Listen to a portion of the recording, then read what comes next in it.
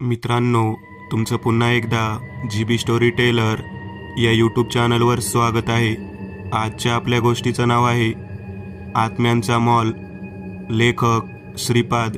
पण गोष्ट सुरू करण्याआधी जर कोणी या चॅनलवर पहिल्यांदाच आलेले असाल तर त्यांनी ह्या चॅनलला सबस्क्राईब करायला विसरू नका.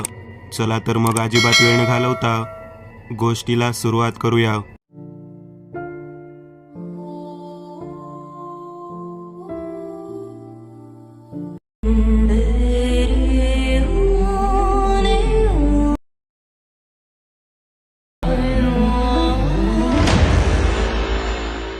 सगळं आकाश ढगांनी व्यापून गेलं होतं. एव्हाना रात्र झाली होती. तो झपझप पावलं टाकत रस्त्यावरून निघाला. कधी पण पाऊस सुरू होईल, आता आडोसा शोधला पाहिजे. शहरात येऊन आज तिसरा दिवस आहे. अजून राहायची सोय नाही झाली. पोटाची तर आबाळच आहे. वडापाववर किती दिवस काढणार? खिशात मोजून 150-200 रुपये राहिलेत. आता रात्री ST बस स्टॉपवर पोलीस झोपू देत नाहीत. काल रात्री तर कपड्याची बॅग चोरीला गेली आणि पोलिसांनी काठी मारून उठून हाकलून दिले. ते वेगळं. एवढं मोठं शहर, पण अजून आपल्या ओळखीचं कोणी भेटलं नाही. एक परीने बराच आहे म्हणा. नवीन सुरुवात करायची आहे आयुष्याची. सगळ्या नवीन ओळखी असाव्यात, जुनी ओळख नकोच. जोरदार वीज कडाडली आणि पाऊस सुरू झाला. धो पावसात त्याने इकडे तिकडे बघितले. आपण नक्की कुठे आहोत हेच त्याला कळत नव्हते. एवढे मोठे शहर, भटकत कुठे आलो काय माहीत.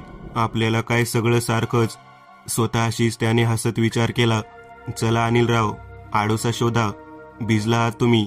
विजाच्या प्रकाशात समोर बघितला तर एक बांधकाम अर्धवट राहिलेली खूप मोठी इमारत होती. आत कोणी चिटपाखरूही दिसत नव्हती आणि लाईट पण नव्हती. एका हातात घेतलेला भजीपावचा पुडक आणि पाण्याची बॉटल सांभाळत त्याने त्या इमारतीत आसरा घेतला. पावसाने जोर धरला होता. आता सगळीकडं पाऊस धुवाधार पडत होता. समोरचं काही दिसत नव्हतं.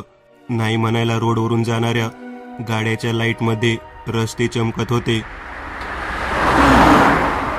आज इथंच मुक्काम करू, कुणी आला विचारायला तर बघू, असा विचार करत तो इमारतीच्या अजून आत शिरला. कसली बिल्डिंग आहे काय माहीत, बघू सकाळी. स्वतःशीच पुटपुटत त्याने आतल्या मोठ्या मोठ्या खोल्यात फिरत होता. किर्रा अंधार आणि मध्ये चमकणाऱ्या विजांमध्ये त्या सगळ्या खोल्यांमध्ये दारूच्या बाटल्या, फाटके कपडे, बिडी सिगारेटची तोटक पसरली होती आणि अजून बरंच काही सामान पडलं होतं. आईला दिवसा आडोसा बघून मवाली लोक येतेच जाते दिसतंय. पोटात कावळे ओरडत होते म्हणून त्याने आधी हातातला भाजीपावाचा पुडका फोडला आणि बका तोंडात भजी कोंबल सुटला. मध्येच बाजाच्या गाड्यावरून भरून घेतलेल्या पाण्याची बाटलीतून पाणी पिताना त्याच्या तोंडाचा आवाज सोडून तिथं कसलाच आवाज येत नव्हता. नाही म्हणायला लांब बाहेर पडणारा पाऊस आपलं अस्तित्व दाखवत होता. स्वतःच्या भल्या मोठ्या ढिकरीच्या आवाजाने त्या नीरव शांततेमध्ये क्षणभर तोच दचकला. पोटली आग शांत झाल्यावर आता त्याला जरा इकडे तिकडे बघू वाटले. इकडे तिकडे बघितल्यावर त्याला एक माचीसची डिब्बी दिसली. मग तिथलीच एक अर्धी जळलेली सिगारेट उचलून घेत तिला शिलगावली आणि एक लांब झुरका घेतला. आपण फिरत फिरत इमारतीत जरा जास्तच आत आलो हे त्याला कळालं. तो इमारतीच्या मध्यभागी उभा होता. बाजूने खूप सारे मोठे मोठे गाळे अंधूक दिसत होते. असंही अंधाराची किंवा कशाचीच तशी त्याला भीती नव्हतीच. पण आता इथं अंग टाकायला चांगली जागा शोधली पाहिजे याचा विचार करून त्याने आजूबाजूला जरा नजर टाकून तिथं पडलेल्या एका सळईला एक पडलेला फडका गुंडाळला. तिथल्या दारूच्या बाटल्या गोळा करताना एक अर्धी बाटली, देशी दारूची बाटली दिसली. आईला लॉटरी लागली की, असं म्हणत त्याने बाटली तोंडाला लावली. थोडी दारू त्या सळईला गुंडाळलेल्या कापडावर शिंपडून त्याने तो टेंबा पेटवला. सगळा तो भाग एकदम उजळून निघाला. त्या प्रकाशात त्याला त्या इमारतीची भव्यता आता स्पष्ट दिसली. 4 मजली बिल्डिंग होती आणि मध्ये मोठाच्या मोठा मोकळा भाग जिथं तो उभा होता. वर इमारतीच्या छताकडे बघितलं तर वर काचा लावलेल्या होत्या. पिक्चरमध्ये बघितलेला मॉल म्हणजेच असली बिल्डिंग असती नाही का, स्वतःशीच त्याने विचारलं. अनेक विचार मनामध्ये आल्यावर तो हसला. माझ्यासारख्या किती जणांना इथं राहायला साधं एक छप्पर नाही आणि अख्खी बिल्डिंग मोकळी पडलीये. आपल्यासारखं अजून इथं कोणी असेल का? असा विचार करून त्याने जोरात हाक मारली. अरे इथं कोण आहे का? त्या नीरव शांततेत लांबून जोरात हसण्याचा आवाज आला आणि तो आवाज वाढतच गेला. अनिल आवाजाचा कानोसा घेत हातात टेंबा घेऊन पुढे पुढे सरकत होता. भीती तशी त्याला वाटत नव्हतीच, तरी पण सुरक्षा म्हणून हातात एक वीट घेऊन तो पुढे पुढे सरकत होता. गावात तालमीत कमवलेलं शरीर आणि पिढीजात व्यवसायामुळे भीतीचा लवलेशच नसलेला अनिल तसा बेडर होता. हसण्याचा आवाज खाली तळमजल्या खालून येत होता. आवाजाच्या दिशेने जाताना तो भेसूर आवाज म्हणाला, सावकाशी रे बाबा, इथं कुठं पण मृत्यू गिरट्या घालत असतोय. ते वाक्य पूर्ण होईतोपर्यंत अनिलच्या पायाची सळसळ झाली. थोडं दुर्लक्ष झालं असता तर अनिलचा पाय त्या काळ्याभोर मोठ्या सापावर पडला असता. सळसळ करत तो साप पुढे दिसेनासा झाला होता. चाहूल घेत त्या जाळ्या जळमटातून वाट काढत जाताना त्याच्या मनात विचार आला, एवढ्या अडचणीत येऊन बसलेला माणूस एकतर वेडा असेल, नाहीतर खाली त्या अंधारात तळमजल्याच्या कोपऱ्यात एक जखड म्हातारा बसलेला दिसला. अंगात एकावर एक घातलेले कपडे, वाढलेली दाढी आणि सगळीकडे पसरलेली दुर्गंधी. त्यावरून अनिलने ओळखला हा कोणीतरी भिकारी असावा आणि त्याच्याजवळ आला आणि म्हणाला, काय म्हातारबा, इतक्या खाली काय येऊन बसला आहेत? इचुकाट आहे ती, चावल की, मरून पडलेला पण कळणार नाही. असं म्हणत अनिल हसला. ते म्हातारा बुवा पुन्हा भीषण हसले आणि म्हणाले, पोरा, इचुका त्याला काय घाबरायचा? माणूस त्यापेक्षा जास्त विषारी बघ. माणसापासून इथं लांब लपून बसायचा. आता असाही विचुकाटा मला काही करू शकत नाही. ते सोड, कुठून आलास आणि इथं काय करतोय? तू पण काही शोधायला आलाय का? हे विचारताना त्या म्हाताऱ्याचा आवाज कठोर आणि भीषण होत होता. नाही बा म्हातारबा, अहो 4 दिवस झाले गावाकडून आलोय कामासाठी. राहायला जागा नाही, काम नाही. गेली 4 दिवस इथं तिथं झोपून दिवस काढतोय. काल रात्री बस स्टॉपवर कपड्याची बॅग पण चोरीला गेली. पावसात भिजायला लागलो म्हणून इथं आलो चुकून. इथं भीती नाही का वाटली पोरा तुला? म्हातारबाने पुढचा प्रश्न विचारला. अनिल हसला आणि म्हणाला, मला अंधाराची आणि एकटं राहायची सवय आहे. आई बाप दोघं बी मेलेत. आता गावात कोणी नाहीये. आम्ही स्मशानाच्या जवळ राहत होतो. बाप लोकांची मडं जाळायचा. त्याच्या सरपणाचं आणि कामाची लोक पैसे द्यायचे. मेलेल्या माणसाचे कपडे आमच्या घरात आम्हाला मिळायचे. कधी मधी मड्याच्या अंगावरचं सोनं पण सकाळी चितेत सापडायचं. मग आमच्यात मटणाचा बेत असायचा. बाप दारू प्यायचा. मला एक दिवशी मध्ये सांगायचं थांबून अनिल म्हणाला, म्हातार बाबा, जरा शेकोटी पेटवतो. तुम्हाला थंडी नाही का वाजत? मी पुरा भिजलोय. जरा ऊब लागल आणि माझे कपडे पण वाळतील. रात्रीचे 12-1 तरी वाजले असतील. असं स्वतःशी पुटपुटत त्याने टेंबा विजवायच्या आधी शेकोटी पेटवावी म्हणून पटापट बांधकामाची पडलेली लहान लाकडं गोळा केली आणि जवळच्या माचीसनी आणि तिथं पडलेल्या फाटक्या चिंध्यांनी शेकोटी पेटवली. आता चांगली दडदड शेकोटी पेटली. बाहेर पाऊस थांबला होता. पुन्हा शेकोटीजवळ बसला. पुढं म्हातारबाच्या प्रश्नाने अनिल मनातल्या मनात खुश झाला. त्याचं कोणीतरी गेल्या काही दिवसातून ऐकून घेत होता. तो पुन्हा आपली कहाणी सांगू लागला. मी बी बरोबर रात्री प्रेताजवळ प्रेत जळत असताना थांबून राहायचो. मैताचे नातेवाईक निघून जायचे पण आम्हाला जागं राहावं लागायचे. तांत्रिक कोले कुत्रे येऊन प्रेत उचकायची भीती असती. मग एकदा एका मांत्रिकानं एका बाईच्या प्रेताचं मुंडकं तोडून नेलं होतं. बाला लोकांनी लई मारला होता. मी जाणता झालो होतो. मग मीच तिथं बसू लागलो. मी व्यवस्थित सगळं करायचो. 3ऱ्या दिवशी सकाळी धगीतून नातेवाईकांना हाडकं काढून द्यायचो. तेव्हा लोक मानाने 4 पैसे देत असायची.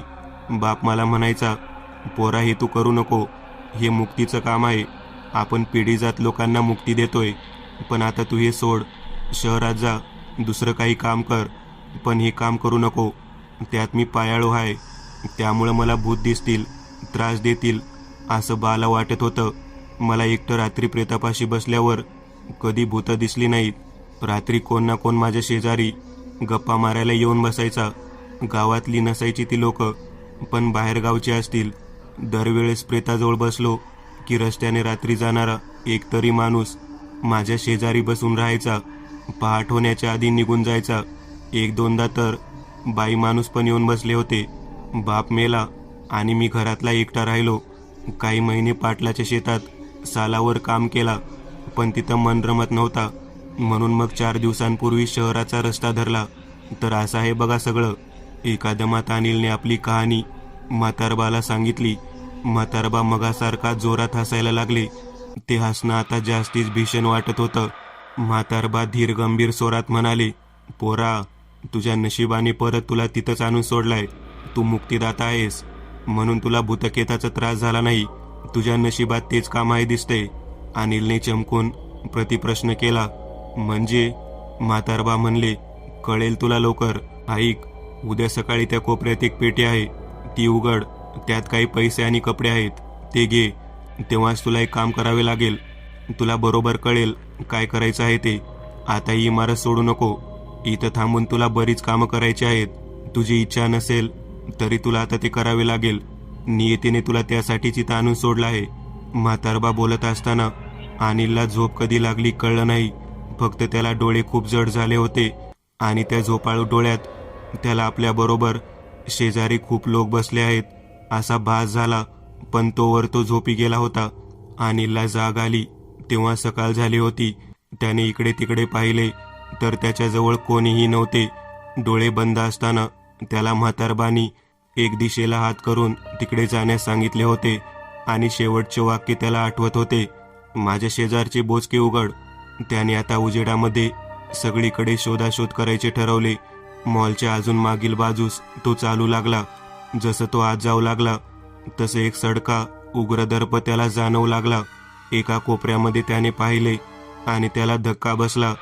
त्या कोपऱ्यामध्ये त्याला आदल्या दिवशीच्या रात्री जे म्हातारबा दिसले होते तेच कपडे असलेला एक सडलेला हाडाचा सापळा दिसला. त्या शेजारी बरंच कपड्यांचे गाठोडे दिसले. त्यातल्या एक मोठ्या गाठोड्याकडे त्याचे लक्ष गेले आणि म्हातारबाचं वाक्य आठवले, माझ्या शेजारचे बोचके उघड. त्याने ते बोचके उघडले. त्यात त्याला एका कॅरीबॅगमध्ये पेपरचे कात्रण आणि वही सापडली आणि दुसऱ्या एका कॅरीबॅग्समध्ये खूप सारे नोटाचे गोल बंडल होते. अनिलचे डोळे चमकले. खिशात सगळे बंडल घालताना त्याला हसू आले. विचार केला, इथं पण मड कामाला आलं. त्याने आधी ते पेपरचे कात्रण सापडले होते ते वाचायचे ठरवले. सगळे कात्रण त्याने आधी तारीखवार लावून घेतले. त्या सगळ्या त्या मॉल संबंधीच्या बातम्या होत्या. बिल्डरने स्मशान शेजारचा हा प्लॉट एका धार्मिक ट्रस्टकडून कसा बळकावला, इमारतीचं बांधकाम सुरू केल्यावर काही सांगाडे कसे सापडले, ते प्रकरण कसे दाबले गेले, या संबंधित सामाजिक कार्यकर्त्यांचे कसे संशयास्पदरित्या गायब झाले. नंतर या मॉलच्या बांधकामात वरचा स्लॅब कोसळून झालेला अपघात आणि अगदी अलीकडील एक बातमी त्यात होती की बिल्डरचा याच मॉलमध्ये डोळे विस्फारलेल्या अवस्थेत मृतदेह सापडला होता. पोस्टमॉर्टम अहवालमध्ये हार्ट अटॅकने मृत्यू अशी नोंद झाली होती. त्यामध्ये या पण बातम्या होत्या, ज्यात काही बातम्यांमधील फोटोमध्ये जे चेहरे दिसले होते ते चेहरे काल झोप येत असताना त्याला शेजारी दिसले होते. तो आता सर्व समजून चुकला होता. काल रात्री भेटलेले म्हातारबा कधीच ते मरून पडले होते. त्यांचा आत्मा त्याला संदेश देण्यासाठी काल आला होता. आता त्याच्यातला मुक्तिदाता जागृत झाला. काही गोष्टी मनाशी ठरवून तो बाहेर पडला. त्याने रात्री न दिसलेला वॉचमन इमारतीच्या बाहेर दिसला. त्याने उलट अडवले आणि घाबरत विचारले, रात्री तू इथं काय करत होतास आणि जिवंत कसा काय राहिला?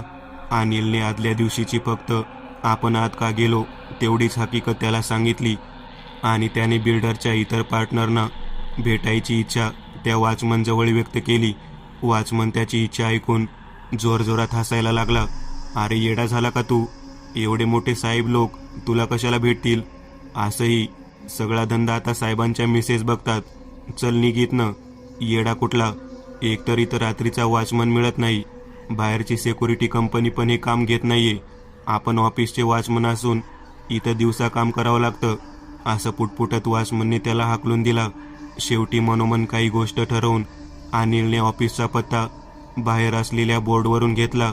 आता जवळ पैसेही होते, त्यामुळे त्याने आधी काही कपडे आणि आवश्यक सामानाची खरेदी केली आणि एका स्वस्तातल्या लॉजमध्ये जाऊन तिथे व्यवस्थित आवरावर करून रिक्षाने ते ऑफिस गाठले. मॉलच्या नाईट शिफ्टला तुम्हाला वॉचमन पाहिजे कळलं, म्हणून आलोय. गेल्या गेल्या ऑफिसच्या रिसेप्शनवर त्याने एका दमात सांगितले. रिसेप्शनने त्याला पाहिले. वॉचमन म्हणून तो योग्य दिसत होता. दणकट शरीरयष्टी, उंची आणि नवीन कपड्यामुळे तर तो सिव्हिल ड्रेसमधला पोलीसच वाटत होता. तिने त्याची माहिती विचारून HR च्या मॅनेजरला भेटायला पाठवले. याआधी वॉचमन म्हणून काम केलं आहे का, मॅनेजरने विचारलं. नाही, अनिलचं उत्तर आलं. तुमच्याकडे अनुभव नाही, तुमचे काही कागदपत्र नाहीत. तुम्हाला त्या कामासाठी आम्ही कसं काय ठेवावं? साहेब, माझ्या गावाकडे चौकशी करा. आधार कार्ड होतं, ते काल बॅग बरोबर चोरीला गेलं. मॅनेजर हसायला लागला आणि म्हणाला, तुमची बॅग तुम्हाला सांभाळता येत नाही, तुम्ही आमची इमारत काय सांभाळणार? अनिलने शांतपणे उत्तर दिले. साहेब, मी काल रात्रभर त्या मॉलच्या बिल्डिंगमध्ये मुक्काम करून आलोय. आता HR चे तोंड बघण्यासारखे झाले होते. काय, काल तुम्ही तिथं आत राहिला होतात? हो, अनिलने उत्तर दिले. मला त्यासाठीच मोठ्या मॅडमना भेटायचं आहे. बरेच आडेवेडे घेऊन HR मॅनेजर मॅडमची भेट घालून द्यायला तयार झाला. त्याला बाहेर बसवून लगबगीने मॅनेजर MDच्या केबिनकडे निघाला. मॉलचा प्रोजेक्ट हे माझं स्वप्न आहे राधा. हा पूर्ण झाला की आपल्या कंपनीचे नाव यामुळे शहरातील मोठ्या विकासांमध्ये गणले जाईल. त्यासाठी जागा ताब्यात घेण्यापासून ते इन्व्हेस्टर गोळा करताना खूप काही तडजोडी कराव्या लागल्यात. बऱ्याच लोकांनी ती जागा मॉलसाठी घेतली म्हणून भीती दाखवली. साईटवर काही घटना घडल्या. बांधकामावरच्या लोकांना तिथं काय काय दिसत होतं म्हणे. आज साईट इंजिनियरचा फोन आला होता. एका बाजूला JCBने खोदकाम चालू असताना तिथं हाडाचे सापळे मिळाले आहेत. मला आता साईटवर जाऊन यावे लागेल. आपल्याशी बोलत असताना साहेबांनी हे सांगितलं आणि साईटवर गेले. ते माघारी आलेच नाहीत. तिथं त्यांचा हृदयविकाराने मृत्यू झाला. त्यानंतर सगळ्या घटना वेगाने घडल्या. साईटवरच काम चालू असताना थांबला. हाडाच्या सापळ्यांची बातमी. बाहेर पेपर आउट. इन्व्हेस्टर पैसे माघारी मागत आहेत. मॉलमधल्या दुकानांचा बुकिंग थांबलाय. केलेल्या बुकिंग लोक कॅन्सल करत आहेत. काहीतरी वेळीच केलं पाहिजे, पण काय हे कळत नाहीये. हताशपणे MD केबिनमध्ये राधा मॅडम विचार करत बसल्या होत्या. राधा मॅडम स्वतःच्या विचारविश्वात किती वेळ गुंग होत्या कोण जाणे. तोवर दारावर टकटक झाली. May I come in madam? HR manager आला होता. यस, बोला, काय काम आहे? राधा मॅडमनी प्रश्न केला. मॅडम, एक वॉचमनच्या नोकरीसाठी माणूस आला आहे, HRने सांगितल्यावर राधा मॅडम संतापून म्हणाल्या. आता ते पण मीच ठरवायचं का? नाही मॅडम, तो मॉलमध्ये नाईट शिफ्टच्या कामासाठी आलाय आणि काल तो तिथं चुकून राहिला होता. त्याला तुमच्याशी खूप काही महत्त्वाचं बोलायचं आहे. HR मॅनेजरने एका दमात सगळे सांगून टाकले. विचार करून मॅडमने सांगितले, घेऊन या तुम्ही त्याला आत. आणि हो, तुम्ही पण इथे थांबा. HR मॅनेजरने तिथून रिसेप्शनमध्ये फोन करून शिपायाला अनिलला घेऊन यायला सांगितले. दारावर टकटक झाली आणि अनिलने विचारले, आत येऊ का? नमस्कार मॅडम. अनिलने ऑफिसमध्ये आत येऊन अभिवादन केले. मनात बरीच उत्सुकता असूनही मॅडम होता होईल तेवढा चेहरा निर्विकार ठेवून म्हणाल्या, बोला, तुम्हाला नोकरी हवी आहे तर मला भेटायचे काय कारण आहे? काय आहे ते लवकर बोला, माझ्याकडे वेळ कमी आहे. हो मॅडम, तुमच्याकडे वेळ कमीच आहे, अनिलने शांतपणे उत्तर दिले. काय म्हणायचे तुम्हाला? मॅडम आता चिडून विचारत होत्या. मॅडम, काल मी चुकून तुमच्या बंद पडलेल्या बिल्डिंगमध्ये आसऱ्याला गेलो होतो तिथं. असं करत अनिलने घडलेला सगळा प्रसंग सांगितला. मॅडमचा चेहरा ऐकता ऐकता आता पांढरा पडला होता. मग आता मॉल कधी सुरू होणार नाही का? आम्ही तर खूप पैसा लावलाय हो यावर. आम्ही बुडून जाऊ जर मॉल सुरू नाही झाला तर. तरी तिथं असं काय आहे? याबद्दलच्या बातम्या आम्ही होता होईल तेवढ्या दाबल्या, पण लोकांचे मृत्यू आणि घडणाऱ्या घटना आम्ही थांबवू शकलो नाही. तरी मांत्रिक तांत्रिक सगळे झाले, पण काही उपयोग झाले नाही. उलट त्या तांत्रिकांचे पण त्या ठिकाणी येऊन मृत्यू झालेत. काहीतरी करा हो. मॅडम सगळा अभिनवेश गळून अगदी काकुळतीला येऊन अनोळखी अनिल समोर बोलायला लागल्या. अत्यंत नम्रपणे हात जोडून अनिल म्हणाला, मॅडम, मी तांत्रिक नाही हो, पण माझ्याशी आत्मे बोलतात. मला तर आधी ते आत्मे आहेत हे पण माहीत नव्हतं. अनिलने त्याची गावाकडची पार्श्वभूमी पण मॅडमना सांगितली. सगळं ऐकून घेऊन मॅडमनी त्याला सांगितले, तुम्ही आमच्या मॉलवरचं संकट दूर करा. मी तुम्हाला खूप पैसे देईन आणि सन्मानाने योग्य अशी नोकरी पण देईल. मॅडम, मी नक्की प्रयत्न करीन. फक्त आज मला तिथं रात्री राहायची परवानगी द्या आणि तिथं सोबत तुम्ही पण चला. अनिलची मागणी ऐकून मॅडम गर्भगळी झाल्या. नाही नाही, मी नाही येऊ शकणार. तिथं गेलेला कोणी माघारी येत नाही. माझ्यावर आता कुटुंबाची, कंपनीची जबाबदारी आहे. नको, मी नाही येत. तुम्ही एकटे जावा. मॅडम, तुमची सगळी जबाबदारी माझ्यावर आहे. मी तुम्हाला सुखरूप घेऊन येतो. काळजी नका करू. माझ्यावर इतका विश्वास ठेवा. तिथं काही निर्णय घ्यावा लागला तर तुम्ही तिथं पाहिजेल. शेवटी हो नाही करत मॅडम तयार झाल्या. ऑफिसमध्ये तातडीची मीटिंग घेऊन आपली कल्पना त्यांनी मांडली. सगळ्यांच्या विरोधाला डावलून मॅडम अनिलवर विश्वास दाखवून तयार झाल्या. मॅडमनी घरातील सर्व लोकांना समजून सांगितलं आणि रात्री साधारण 11 वाजता अनिल बरोबर मॉलकडे निघाल्या. त्यांनी सोबत त्यांच्या गुरूने दिलेला ताईतही घेतला. बॉडीगार्ड आणि सोबत आलेल्या इतर कर्मचाऱ्यांना गेटवर ठेवून हे दोघे हातात टॉर्च आणि काही आवश्यक सामानाची पिशवी घेऊन मॉलमध्ये निघाले. मॅडम मनातल्या मनात देवाचा धावा करत होत्या. पुढे अनिल आणि मागे मॅडम असे निघाले. मॉलच्या तळमजल्याकडे जाताना रातकिड्यांची किरकिर आणि वेगवेगळे आवाज यांचा मिश्रण झालं होतं. त्यांच्या पावलांचे आवाजच त्यांना आता मोठा वाटत होता. मॅडम सगळं भीड संकोच बाजूला ठेवून अनिलला मॅडमने आपला हात धरून चालायची विनंती केली. आता बरोबर 12 वाजले होते आणि मॅडमना आसपास मोठ्यांदा बेसूर हसण्याचे आवाज येऊ लागले. आजूबाजूला कोणीतरी फिरत आहे असे भास होऊ लागले. मॅडम अनिलचा हात घट्ट पकडून मनातल्या मनात गुरूंनी सांगितलेला मंत्र म्हणत चालू लागल्या. अनिलने त्यांना शांतपणे त्याच्या मागे चालण्याची खूण केली. आता ते त्या कुबटवास असलेल्या खालच्या पार्किंगच्या ठिकाणी आले. तिथून एक रस्ता मागे जात इमारतीच्या मागे जात होता. अजून बांधकाम पूर्ण नव्हते झाले, त्यामुळे मागे दिसणारे पटांगण स्पष्ट दिसत होते. तिला घेऊन इकडे ये, एक कठोर आदेश दिल्यासारखा आवाज अनिलला ऐकू आला. मॅडम तर त्या आवाजाने थरथर कापत रडू लागल्या. मला माघारी जाऊ द्या हो. आता मला इथे थांबायचे नाही. प्लीज मला घेऊन बाहेर चला. मॅडम गयावया करत अनिलला विनंती करू लागल्या. तू कुठेही जाऊ शकत नाहीस. चुपचाप इकडे ये. असा तो आवाज आला आणि पुन्हा बेसूर हसण्याचा आवाज येऊ लागला.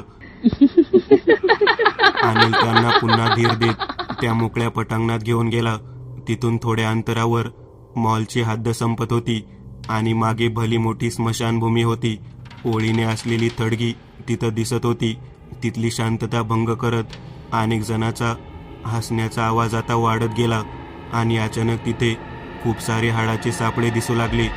ते बघून मॅडमची तर दातखिळीच बसली. अनिलने त्यांना घट्ट पकडून धरले आणि जोरात म्हणाला, म्हातारबा, कुठे आहे हो तुम्ही? हे समज कधीतरी थांबलं पाहिजे ना. मी हात जोडतो. तुम्ही काल विश्वास दावला म्हणून मी यांना इथं घेऊन आलो. आता तुम्हीच काय तो मार्ग सांगितला पाहिजे ना. तू गप रे. आम्ही हिला पण संपवणार, जसं हिच्या नवऱ्याला आणि त्या मांत्रिकांना, इथे आलेल्या सगळ्यांना संपवला. तुलाही संपवू. मग आमच्या बरोबर राहिला की कळेल की कसा आमचा आत्मा मुक्तीसाठी धडपडतोय. आमची प्रेत पण बाहेर काढली गेली या बांधकामाच्या पायात. किती वर्ष थडग्यात सुखाने होतो. तुम्ही आम्हाला बाहेर काढला. आता यांना कुणाला सोडणार नाही आम्ही. ही इमारत एक स्मशानभूमी होईल. एक दुसरा आवाज आला आणि त्याबरोबर खूप सारे आत्मे दिसू लागले. सगळ्यांचे डोळे लाल बुंद दिसत होते, जसं की डोळ्यातून रक्त वाहत होतं. निम्म शरीर निम्मा सांगाडा असं भयानक धड दिसत होतं. ते सगळे आता मॅडम आणि अनिलकडे सरकत होते. थांबा, करारी स्वरात अनिलने त्यांना आज्ञा दिली. तुम्ही जर मॅडम आणि मला संपवला तर तुम्ही कधीच मुक्त होऊ शकणार नाहीत. आमच्याबरोबर तुम्ही पण कायम मुक्तीसाठी धडपडत राहताल. त्याचं काय? म्हातारबा कुठं आहात? या आता. आता त्याच्या आव्हानांचा परिणाम झाला. पुढे सरकणारे सगळे आत्मे एका ठिकाणी स्तब्ध होऊन थांबले. म्हातारबाचा आवाज आला, मी इथं आहे बाळा, कोपऱ्यामध्ये. म्हातारबा शेजारी काही लोकांना घेऊन बसले होते. त्यामध्ये मॅडमचे पती आणि मॉलमध्ये मेलेल्या इतर लोकांची गलीत गात्र झालेली आत्मे होते. अनिल आणि मॅडम म्हातारबाच्या दिशेने चालू लागले. तोवर सगळे आत्मे तिथे जमा झाले होते. आता काय करावं लागेल म्हातारबा? बिल्डरने केलेल्या चुकीची शिक्षा तुम्ही त्यांना दिली. बाकीचे लोक पण बरीच हाकनाक मेली. आता थांबलं पाहिजे. अनिलने म्हातारबांना उद्देशून सगळ्यांना आवाहन केले.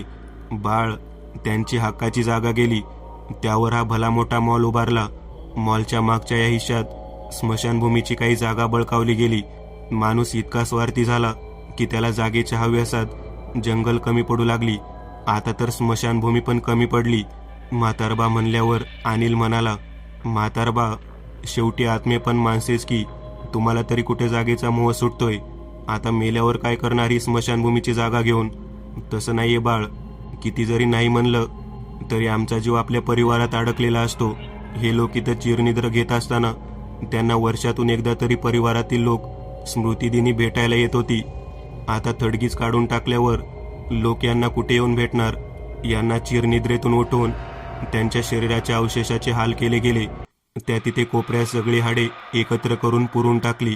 त्यांचा सन्मान परत मिळाला पाहिजे अनिल. ज्यांचे ज्यांचे थडगे गेले त्या आत्म्याची इथे स्मृती आणि सन्मान टिकला तर हे सगळे व्यवस्थित होईल. म्हातारबा बोलत होते. इतका वेळ सगळे विस्फारलेल्या डोळ्याने बघत आणि ऐकत अनिलचा हात पकडून उभा असलेल्या मॅडमकडे बघत एक दीर्घ श्वास घेऊन अनिल बोलू लागला, माझ्याकडे एक उपाय आहे. माहीत असलेल्या आणि अनामिक सगळ्या थडग्यांच्या नावाने इथे एक झाड, असे इथे सगळी झाडे लावली आणि माहीत असलेल्या सगळ्या लोकांची नावाचा एक छोटा बोर्ड लावला आणि प्रत्येक झाडाच्या बुडामध्ये ती हाडे विधीपूर्वक पुरली तर चालेल का? मॅडमने पण भीत भीत त्याच्या सुरात सूर मिसळला. मला तुझ्याकडून अशाच उपायाची अपेक्षा होती. बाळा, जा कामाला लाग. आता सगळे आत्मे शांत दिसत होते आणि भेसूर चेहरे जाऊन प्रसन्न होत होतं. एक एक आत्मे विरून गेले. किती वेळ गेला कळालं नाही, पण आता पहाट झाली होती. अनिल आणि मॅडम आता मॉलच्या बाहेर आले. तोवर तिथं बरीच मंडळी जमा झाली होती. मॅडमचा थकलेला पण समाधानी चेहरा बघून सगळ्यांना नवल वाटलं होतं. दुसऱ्या दिवशीपासून अनिलच्या नेतृत्वाखाली ठरल्याप्रमाणे सगळं सुरू झालं. यथावकाश मॉलच्या मागे बरीच झाडे लावून तिथं आधी एक गार्डन आकार घेऊ लागला. प्रत्येक झाडाला एका व्यक्तीचे नाव दिले गेले. लवकरच गार्डन बहरून आले. आता बांधकामही जोरात सुरू होऊन कुठल्याही अडचणीशिवाय संपले. मॉल माणसांनी गजबजलेला असतो. तिथल्या दुकानदारांचा व्यवसायही वाढला आहे.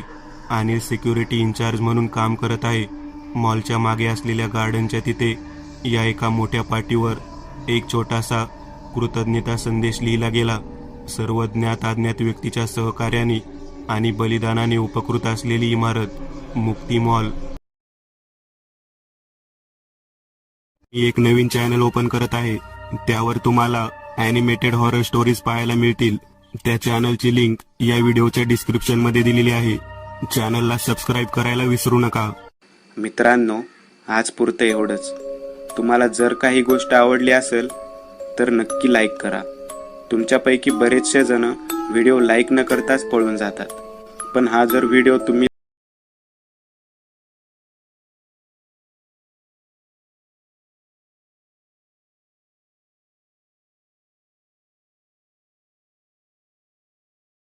लगेच सबस्क्राईब करून टाका आणि बाजूची घंटी ती मात्र दाबायला विसरू नका. देवाची घंटी आहे ती. चला तर मग पुन्हा भेटूया अशीच एक आगळी वेगळी गोष्ट घेऊन पुढच्या